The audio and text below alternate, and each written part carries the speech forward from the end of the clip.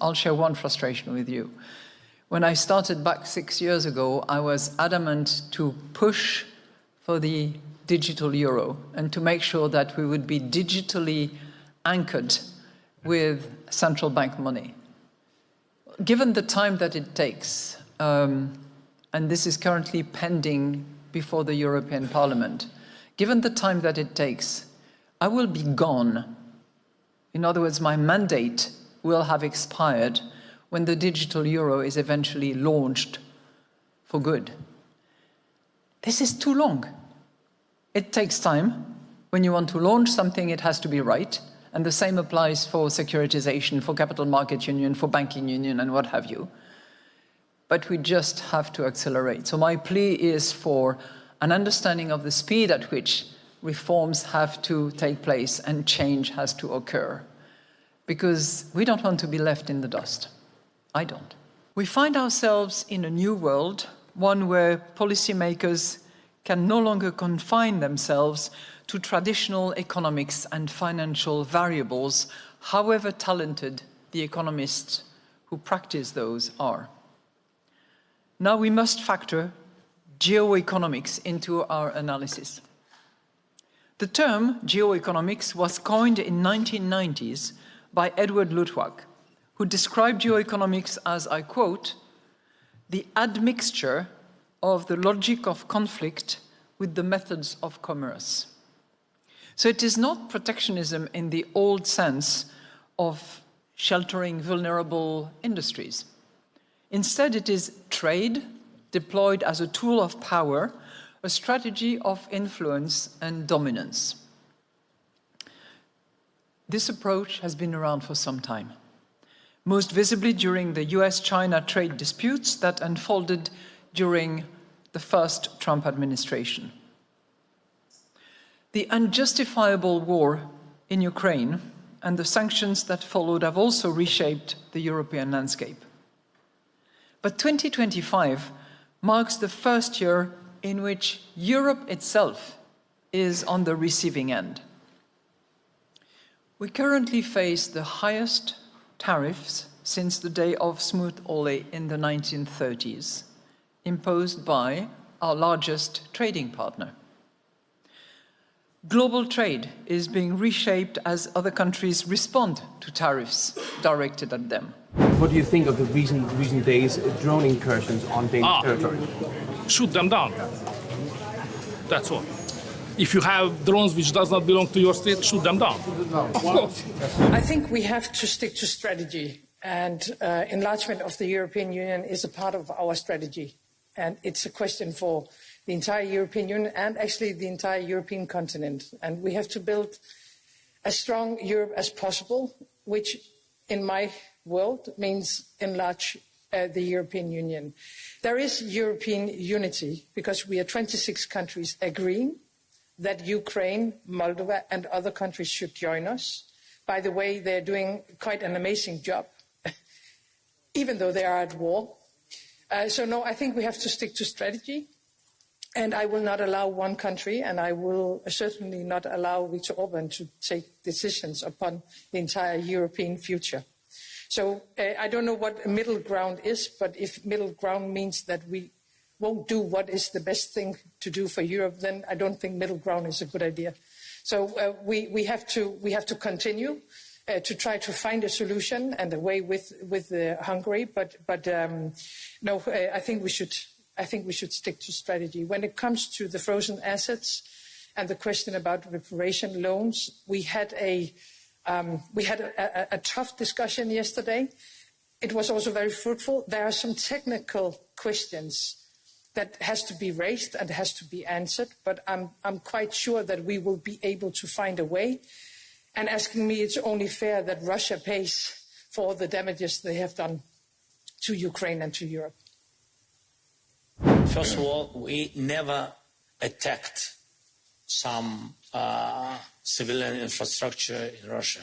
We always answered after their attacks on our energy. We began to answer. First, it was a little bit more than 1 year ago. We didn't have capabilities to answer. And when you remember when they did blackouts in Ukraine, and a lot of such awful things attacked us. Now we can answer, and they feel our strong answers. We need a little bit more financing to be comparable, because when we spoke about it today, when they use each day 500 drones, for example, or 600 drones, we use 100, 150. Just capabilities, we have enough capabilities.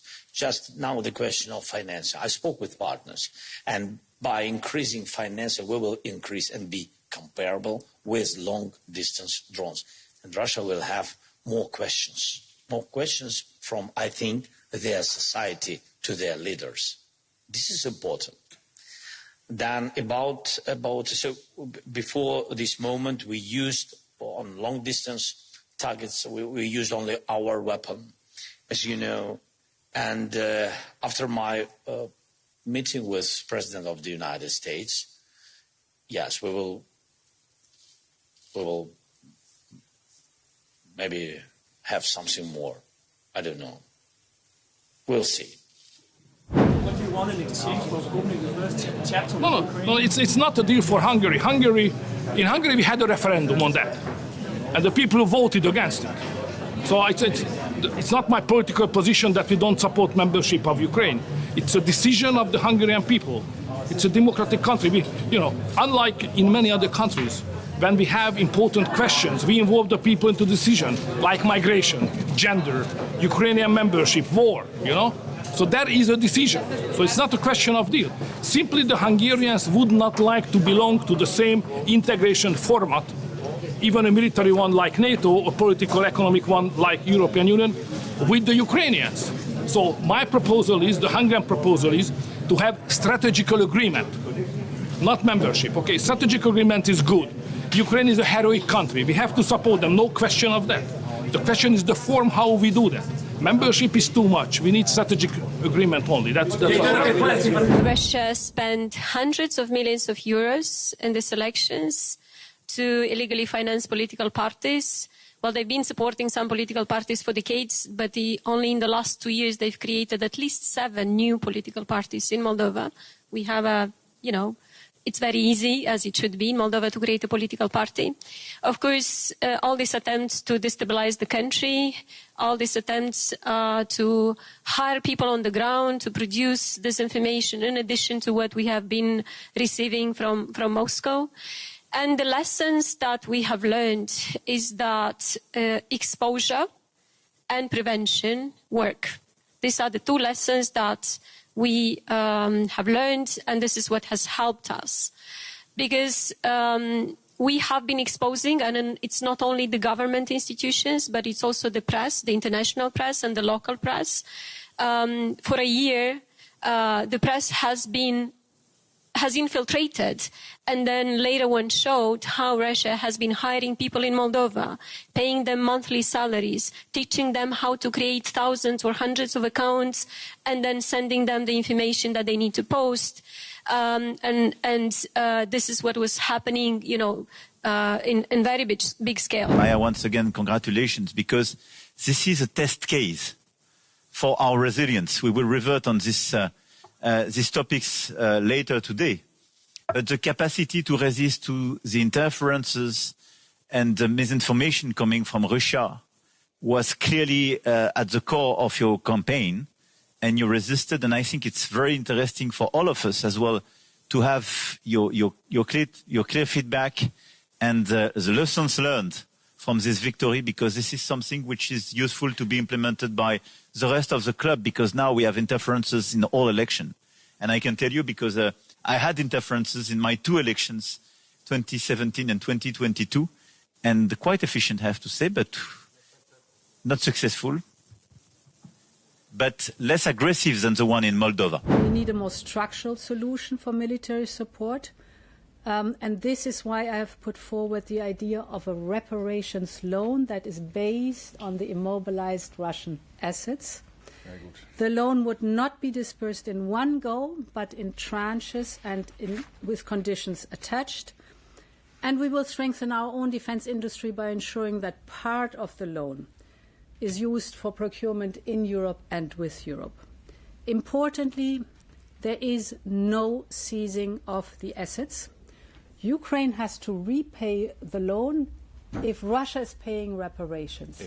If Russia is paying reparations, the perpetrator must be held responsible.